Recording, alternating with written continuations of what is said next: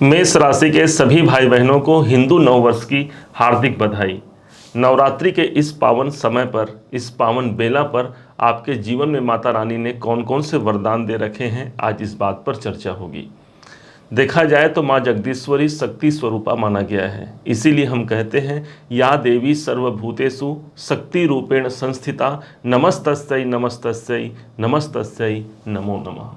अर्थात सारे संसार में यदि ये शक्ति स्वरूपा माँ जगदम्बा नहीं होती तो कोई भी कार्य अपने समय पर निष्पादित नहीं होती। आज यदि हमें कैरियर में सफलता चाहिए, शक्ति चाहिए। आज हमें भाग्योन्नति चाहिए, शक्ति चाहिए। आज आप इस वीडियो को भी देख पा रहे हैं, कोई ना कोई शक्ति का माध्यम जरूर बना है, अर्थात यह इंटरनेट, यह मोबाइल या फिर आपका अपना लैपटॉप। इसी प्रकार से आज शक्ति की आराधना करते हैं। चार चार ग्रहों का परिवर्तन इसी नवरात्रि में कितना खास होगा आप स्वयं समझेंगे। एक ऐसे उपाय की ओर हम आगे बढ़ेंगे जो उपाय आपको ये प्रदर्शित करेगा कि कौन से वो दो उपाय करके, और बहुत सरल से ये उपाय हैं जिसका प्रयोग करके इसी नवरात्रि में आप अपने भाग्योन्नति को प्राप्त कर सकते हैं। समझिएगा, जानिएगा, माता रानी की कृपा विशेष आप पर बनी हुई है। सबसे पहले प्रारंभ करते हैं। नवरात्रि के डेट जो होंगे वो 9 अप्रैल से लेकर के 17 अप्रैल तक नवरात्रि का यह समय होगा। एक तो अच्छी बात ये हो गई कि इस नवरात्रि में कोई भी तिथि का क्षय नहीं हुआ है और न ही किसी तिथि की वृद्धि हुई है।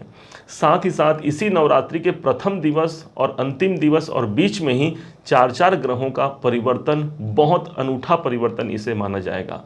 प्रारंभ करते हैं आपके राशि के लिए क्या प्रभाव रहेगा। सबसे पहले समझते हैं आपके अपने राशि को।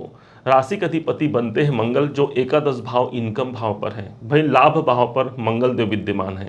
साथ ही साथ शनि का साथ ही नहीं मिल गया, जो कि कर्म के स्वामी हैं। अर्थात ये जो नवरात्रि का शुभ संयोग है वो आपके जीवन में कैरियर में उन्नति और लाभ के नए मार्ग को प्रशस्त करने का समय होगा। इसके अलावा समझिएगा कि सबसे पहले जो ग्रह बनते हैं हमारे बुध देव, जो ये रेवती नक्षत्र में प्रवेश करेंगे। बता दें आपको कि रेवती जो नक्षत्र होता है ये बुध का ही नक्षत्र है, और इस समय पर यही बुध देखा जाए तो आपके अपने राशि पर ही समाहित है। मेष राशि पर ही बुध का गोचर है। आपके अंदर सेल्फ कॉन्फिडेंस यहाँ पर बढ़ेगा। कोई विशेष कार्य है जिसकी प्रगति आप चाह रहे हैं, ये कार्य की प्रगति के लिए ये बुध आपके लिए अनुकूल होगा। बुध को व्यापार, हमारी वाणी, हमारी शिक्षा के प्रतीक माने गए हैं, अर्थात इन क्षेत्रों में काफ़ी बढ़ोतरी निकाल करके ये बुध आपको दे पाएगा। ये डेट होगा जिस दिन इस बुध का गोचर परिवर्तन होगा नक्षत्र पे, वो होगा 9 तारीख, और ठीक 9 तारीख को ही एक दूसरा, 13 तारीख को एक दूसरा परिवर्तन होगा सेम नक्षत्र पे, रेवती नक्षत्र पे, शुक्र का। शुक्र जो कि धन धान्य की वृद्धि करने वाले, हमारे जीवन में वैभव के प्रतीक माने गए हैं, इस समय पर ये चल रहे हैं ठीक आपके 12वें घर पर। देखा जाए तो शुक्र यहाँ पर उच्च के रहेंगे, और साथ ही साथ ये बुध के नक्षत्र पर आ गए हैं। कोई बड़ा इन्वेस्टमेंट करा सकते हैं, कोई बड़ा निवेश करा सकते हैं, विदेशों से जुड़ा हुआ कोई कार्य यहाँ पर सिद्ध होगा। यदि आप आयात निर्यात संबंधी कार्यों में हैं तो ये आपको सफलता निकाल करके दिलाने में काफ़ी सक्षम होगा। ब्यूटी पार्लर या किसी भी माध्यम से जो ब्यूटी का कार्य करते हैं, फिल्म इंडस्ट्री में जो लोग जुड़े हुए हैं, उन सबको ये शुक्र बुध के नक्षत्र में परिवर्तन होने से यही नवरात्रि आपके लिए ये सब वरदान लेकर के जरूर आएगा। इसके अलावा एक सबसे बड़ा परिवर्तन होगा सूर्य का गोचर परिवर्तन। ठीक 13 अप्रैल को सूर्य देवता ठीक आपके 12वें घर को छोड़ करके लग्न में प्रविष्ट होंगे, और वो भी उच्च राशि के होंगे। सूर्य का उच्च का होना एक सर्वाधिक बहुत उपयुक्त समय माना जाएगा। ये 1 महीने तक सूर्य भगवान रहेंगे।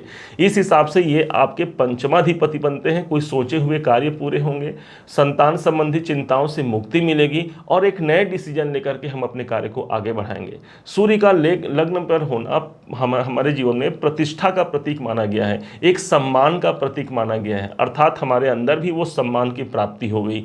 गवर्नमेंट से जुड़ा हुआ यदि कोई काम कहीं पर अटक रहा है तो वहां पर ये सूर्य आपको एक अच्छा बेहतरी का प्रयास दिला करके आपको सफल जरूर बनाते हैं। सूर्य को समझा जाए तो यदि लग्न पर मेष राशि पर ही उच्च के हो रहे हैं, इसका सबसे बड़ा प्रभाव ये होगा, यदि आप नौकरी या अपने करियर से आप परेशान हैं तो ये नवरात्रि में माता रानी का ये वरदान है कि उस क्षेत्र में में, करियर में, चाहे व्यवसाय में आपको उच्च सफलता के संकेत प्राप्त होते हैं। इसके अलावा एक ग्रह और बच जाते हैं जो कि देवगुरु बृहस्पति हैं। अब देखिए यहाँ पर बाकी 3 ग्रहों का तो आपने समझा, साथ में हमारे बृहस्पति जो कि भाग्य के प्रतीक माने गए हैं, इनका भी नक्षत्र परिवर्तन इसी नवरात्रि के दौरान हो रहा है। वो डेट होगा ठीक 16 तारीख को। 17 तारीख को नवरात्रि का समापन है और 16 तारीख अष्टमी तिथि रहेगी और उसी दिन गुरु देवता चले जाएंगे कृत्तिका नक्षत्र पे। इस कृत्तिका नक्षत्र में जो जाएंगे ये सूर्य का नक्षत्र है। अब गुरु को देखा जाए तो ये आपके स्वयं लगन पे बैठे हैं और सूर्य भी ठीक 13 तारीख को लगन पे आ जाएंगे। ये एक बहुत अच्छा संयोग होगा, भाग्य का साथ भी हमें भरपूर मिलेगा, भाग्य की कृपा मिलेगी, माता रानी की कृपा मिलेगी, क्योंकि नवम भाव हमारे धर्म का होता है। धर्म के प्रति आप आस्थावान होते हैं, अधिक ज़्यादा पूजा पाठ धर्म कर्म में आप अपना ध्यान लगाते हैं। किसी विशेष व्यक्ति के सलाह से, किसी के मार्गदर्शन से आपकी भाग्योन्नति यहाँ पर सबसे ज़्यादा प्रभावी होती है। हमारा कर्म तो हमने किया, साथ ही साथ यदि किस्मत का साथ मिल जाए, इससे बड़ी उपलब्धि और कुछ नहीं हो सकती।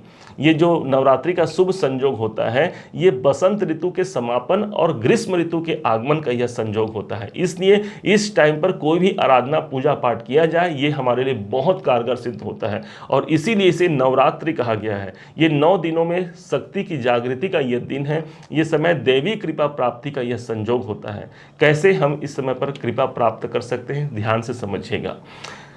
मंगल जो कि माता का स्वरूप माना गया है, या देवी सर्वभूतेषु शक्ति रूपेण संस्थिता, तो शक्ति का प्रतीक है हमारे मंगल देव। और मंगल इस समय पर, नवरात्रि के समय पर आपके इनकम भाव पर होंगे, अर्थात लाभ के दृष्टिकोण से बहुत अच्छे हो गए। अब मंगल की दृष्टि देखेंगे तो इनकी जो 8वीं दृष्टि है, 1 2 3 4 5 6 7 8, ये 8वीं जो दृष्टि है सीधे केतु पर पड़ रही है। केतु को आध्यात्मिक ग्रह माना गया है और मंगल देवता स्वयं ऊर्जा के प्रतीक माने गए हैं, शक्ति के प्रतीक माने गए हैं। केतु को बोला गया है कि एक धर्म ध्वजा केतु के पास है, इष्ट और मंगल है हमारे लाल रंग के। तो इस कारण से यदि इस समय पर आप एक ध्वजा, एक झंडा अपने घर पर लगा लेते हैं, ये आपके लिए बहुत अच्छी एक वृद्धि कारक समय हो सकती है, एक कृपा मिल सकती है मातेश्वरी की। इसीलिए हमने झंडा यहाँ पर प्रदर्शित किया है। लाल झंडा आप अपने घर पर जरूर लगाएंगे, उत्तर या पूर्व दिशा पर इसे अर्पण कीजिए। इसके अलावा आपके राशि के अनुसार मंगल अभी चल रहे हैं एकादश भाव पर और स्वयं केतु बैठे हैं 6ठे भाव पर। इस समय पर दुर्गा सप्तशती, जो कि दुर्गा सप्तशती एक बुक होता है जिसमें गीता प्रेस गोरखपुर के द्वारा इसे प्रदर्शित किया जाता है, प्रिंट किया जाता है, उसका लेकर के 6ठे और 11वें अध्याय का आप पाठ बिल्कुल कीजिए। रात्रि के समय में यह पाठ कर सकते हैं या फिर प्रातःकाल सुबह स्नान इत्यादि क्रिया से निर्वृत्त होकर के एक घी का दीपक प्रज्वलित कर लीजिए और माता रानी का सुमिरन करके वहाँ पर 6ठे अध्याय और 11वें अध्याय का पाठ जरूर कीजिए। यदि आपके पास पुस्तक नहीं है तो इसका PDF आपको गूगल में मिल जाता है, वहाँ से भी इसे डाउनलोड करके इसका पाठ नवरात्रि के 9 दिनों पर करना, कुमारी कन्याओं का पूजन करना आपके जीवन को बहुत बेहतरी बना सकता है। इसी 9 दिनों में माता रानी का चमत्कार आपके जीवन में देखने को जरूर मिलता है। उम्मीद है आप सबने इसे समझा है, आप सबने इसे जाना है। यदि आपने इसे समझा है, जाना है, मेरे समझाने का प्रयास यदि आपको सार्थक लगा हो, मेरे समझाने का तरीका यदि आपको सार्थक लगा हो, तो हर बार की भांति इस बार भी अपना प्यार भरा लाइक और कमेंट करना कभी मत भूलिएगा। और हाँ, यदि अभी तक आपने चैनल को सब्सक्राइब नहीं किया है, सब्सक्राइब भी कीजिएगा। पुनः एक बार फिर आप सभी का दिवस बहुत मंगलमय हो, इन्हीं शुभकामनाओं के साथ। जय माता दी, जय श्री राम।